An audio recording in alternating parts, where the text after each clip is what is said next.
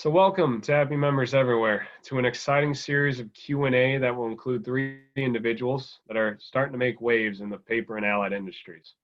My name is Garrett Fisher, one of the primary moderators for this event. I'm very excited for everyone to be joining us.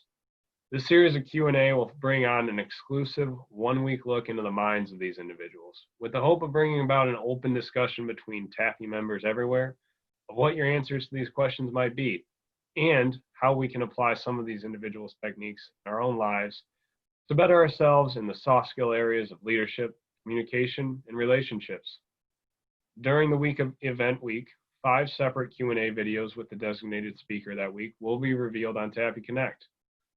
So all members can then join in on a moderated discussion about each question, the answer, and how it relates to your life until the end of the week. This unique 5-day event each month is being brought to you by the TAFE Young Professional Division, better known to many of you as the TAFE YP Division. This week's guest is an individual that is renowned in the paper industry for his inquisitive mind and his refusal to follow the status quo. These reasons are just a few that led him to being the most recent recipient of the Gunnar Nicholson Gold Medal Award, the highest technical honor in TAFE, for his contributions to the industry. He is the founder and current CEO of Sustainable Fiber Technologies and has pioneered the Phoenix process, an environmentally friendly way to pulp non-wood biomass materials. He may not need an introduction after this long list of accomplishments throughout his career, but I'm here to do so anyway. So welcome, Mark Lewis. Thank you, Garrett. I appreciate it. To everyone out there, thank you once again. Thanks for the Gunnar Nicholson Award. I'm still pretty much in awe over it. Thanks to the Young Professionals division here. I've had a lot of experience with young engineers, young scientists, young students of mine when I was teaching at the university. So I have the utmost respect for the Young Professionals group here. That's great to hear, Mark. So Mark, as a leader in this industry, my first 3 questions for you are specifically dedicated to understanding what skills, routines, values you've developed throughout your career, and that individuals like myself that are still kind of early on, what could we implement or emanate in our lives to better ourselves in one way or another. So kicking off this series of questions, what daily routine have you tried to follow throughout your life and your career that has better prepared you to found and run your own company? So I'm gonna go back to an old quote. I used to coach competitive fast pitch, and I will do this in regards to a routine. If you do what you've always done, you'll get what you've always gotten. And in other words, if you have a routine, you have a problem. You have to do things differently. You have to explore daily. It's about learning as much as you can. So if you're going to get up, have a cup of coffee, have some toast, go to work, have a cup of coffee at 10 o'clock, have lunch at 11:30, have another cup of coffee or a Coke at 2:30, you're in a routine. But think about the first part of the word routine. It's rut.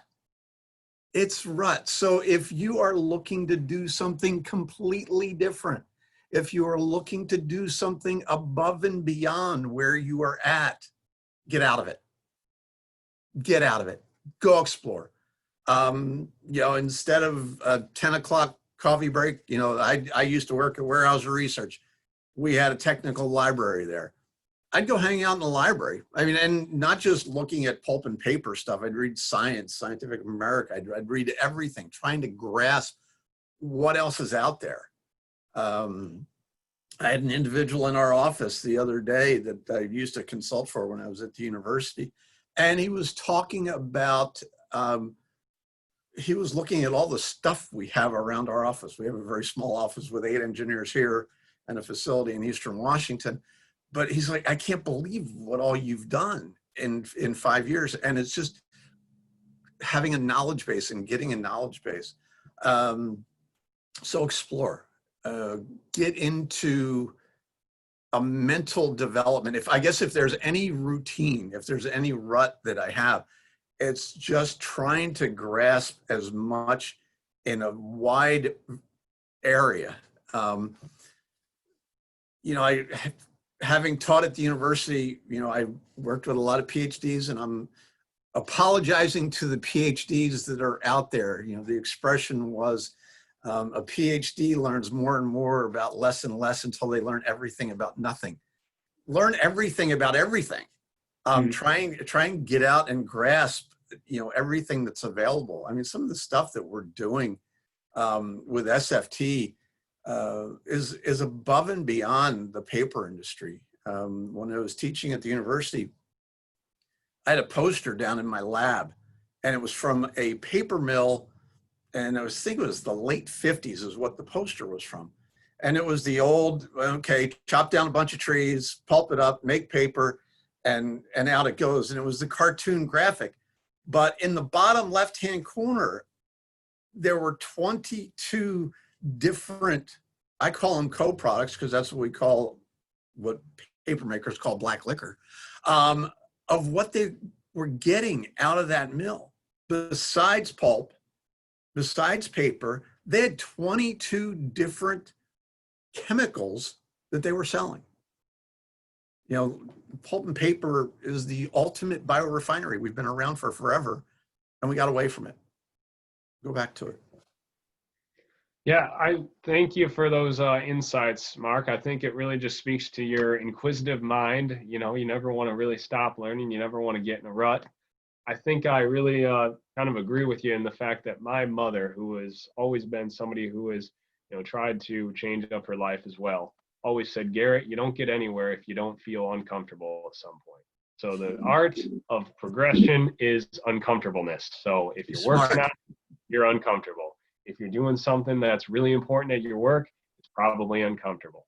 That's how you progress. So I thank you for those comments, Mark.